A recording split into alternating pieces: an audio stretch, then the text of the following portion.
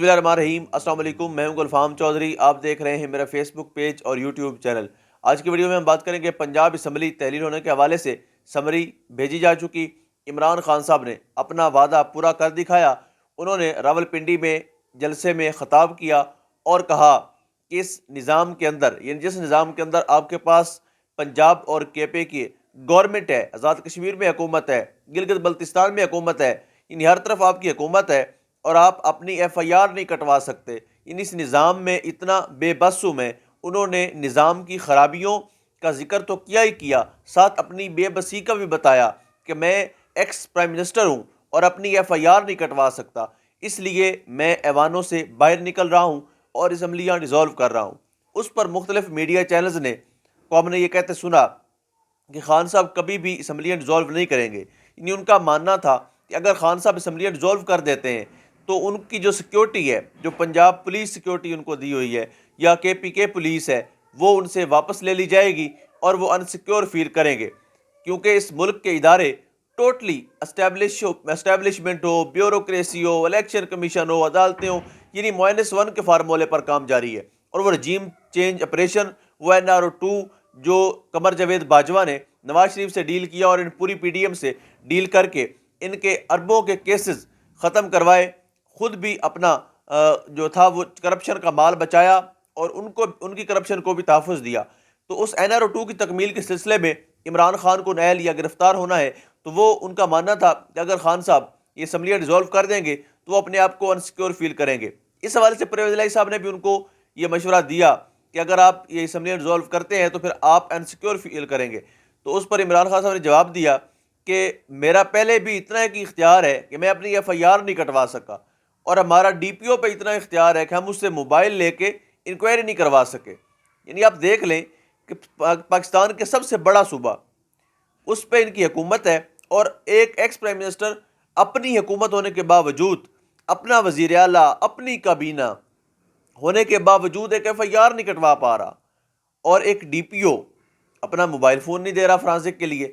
یعنی وہ بڑا آسان رستہ ہے پہنچنے کے لیے حملہ آور تک اور اس کی پلاننگ کرنے والوں تک، کہ اگر وہ موبائل لے لیا جائے تو پتہ چل جائے گا کہ کون بندہ پیچھے سے کنٹرول کر رہا تھا، کس بندے کو ویڈیو بنا کر بھیجی گئی، کون بندہ اس ویڈیو کے انتظار میں تھا، کس کے دیے ہوئے سکرپٹ جو تھے وہ حملہ آور نے بولے، کون کون بلوا رہا تھا، کون کون پاس تھا۔ یعنی پہلے ڈی پی او نے کہا کہ میں وہاں موجود نہیں تھا، اور جب وہاں کی سی سی ٹی وی فوٹیج مانگی گئی تو وہ فوٹیج بھی دینے سے انکار کر دیا گیا۔ اپنی اس بے بسی کو دیکھتے ہوئے خان صاحب نے کہا کہ میں اس نظام کا مزید حصہ نہیں رہ سکتا جس میں ایک ایکس پرائم منسٹر اور اپنی حکومت ہونے کے باوجود میرے پاس اتنے اختیارات نہ ہوں کہ میں اپنی ایف آئی آر کٹوا سکوں۔ تو انہوں نے اسمبلی ڈیزولو کرنے کا فیصلہ کیا۔ اگر ہم قوافلی کی بات کریں تو ان کا شاید اب بھی یہی ارادہ تھا کہ شاید کسی طرح اسمبلی بچ جائے، کیونکہ پرویز الہی صاحب نے جو آخر میں فلور پہ اسمبلی کا فلور پہ تقریر کی، اس میں انہوں نے کہا بھی صحیح کہ اگر ہمیں 1 سال مزید مل جائے تو ہم نون لیگ کا صفایا کر دیں گے، اگر ہمیں 1 سال مزید مل جائے تو ہم نے جو پروجیکٹ شروع کیے ہیں ان کی تکمیل کر لیں گے۔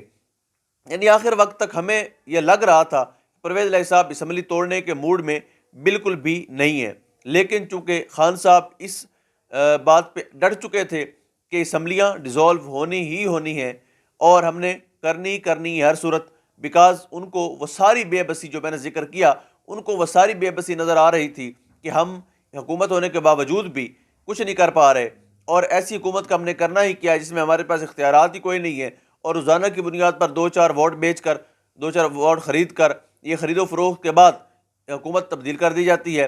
پنجاب میں ان کو 2 تاریخ اکثریت پنجاب میں بھی چاہیے، پھر ہی وہ اپنی بات منوا سکیں گے یا ان کی بات میں کوئی دم خم ہوگا۔ یعنی وہ سمجھتے ہیں کہ اگر ہمارے پاس یہی سلسلہ رہا، یہی نمبر گیم رہی، 186 ہمارے پاس، 175 ان کے پاس، تو جب چاہتا ہے 2-4 ضمیر خرید کر وہ پھر سے ایک رجیم چینج کی تیاری میں لگ جاتے ہیں۔ اس میں اسٹیبلشمنٹ فیسیلیٹیٹ کرتی ہے، اس میں آصف علی زرداری صاحب آگے گیم کرتے ہیں، اس میں شہباز شریف، حمزہ شہباز، رانا ثناءاللہ، یعنی وغیرہ وغیرہ، یہ سارے لوگ۔ یہ رانا ثناءاللہ نے ایک بیان دیا تھا کہ میں پنجاب کی حکومت لیے بغیر وفاق میں نہیں جاؤں گا، لیکن ان کو جانا پڑا۔ عطا تارڑ صاحب نے بیان دیا تھا کہ میں سیاست چھوڑ دوں گا اگر انہوں نے نمبر پورے کر لیے تو اب ان سے کوئی پوچھے، کوئی ان کا قریبی حلقہ، کہ جناب آپ سیاست کب چھوڑ رہے ہیں؟ یعنی بڑے بڑے بول بولنے والے اچانک سے کس طرح دم دما کر بھاگے، اور ان کے ایم پی ایز نے اسمبلیوں کے تالے توڑے۔ ان کی بدماشی دیکھیں، ان کی بے حیائی دیکھیں کہ اس اسمبلی میں جہاں آپ کو بھیجا جاتا ہے عوام کا نمائندہ بنا کر، اس اسمبلی میں جہاں بیٹھ کر آپ مراعات کھاتے ہیں، جس اسمبلی میں بیٹھ کر آپ تنخواہیں لیتے ہیں، جس اسمبلی میں بیٹھ کر آپ موجے کرتے ہیں، اس اسمبلی سے باہر جانے کے لیے انہوں نے سرکاری املاک، ان کے دروازے توڑے، تالے توڑے. یعنی ان کے اندر نہ کوئی اسمبلی کا حیا ہے، نہ کوئی ان سے ووٹ کا حیا ہے، نہ کوئی ان کا حیا ہے جو ووٹ دے کے انہیں یہاں تک پہنچاتے ہیں. یعنی عوام کی بات، عوام کا احساس وہ ان کی ترجیحات میں شامل نہیں ہے. اگر آپ سمجھتے ہیں کہ یہ آپ کے نمائندہ ہیں تو نہیں، آپ کسی غلط فہمی میں ہیں. یہ نمائندے انہی کے ہیں جو ان کی ڈوریں ہلاتے ہیں، جو رجیم چینج کرواتے ہیں، جو ان کے فیصلے بدلواتے ہیں. یہ انہی کی بات مانتے ہیں اور ان کے مطابق یہ انہی کے منتخب کردہ ہوتے ہیں. آپ کے ووٹ کی اہمیت ان کے قریب ٹکے برابر بھی نہیں ہوتی. اور ویسے بھی اب پاکستانی کرنسی ٹکے سے نیچے رہ گئی ہے. ایک ٹکا ہمارے 2.30 روپیز کے برابر ہے. یعنی اس نالائق ٹولے نے، اس بان پتی کے کنبے نے ہمیں ٹکے کا بھی نہیں چھوڑا. پاکستان کا کیا حشر کر دیا ان رجیم چینج میں آنے والوں اور لانے والوں نے. تو باقی نیوز انشاءاللہ اگلی ویڈیو میں شامل کرتے ہیں. اپنا خیال رکھیے گا. پاکستان زندہ باد.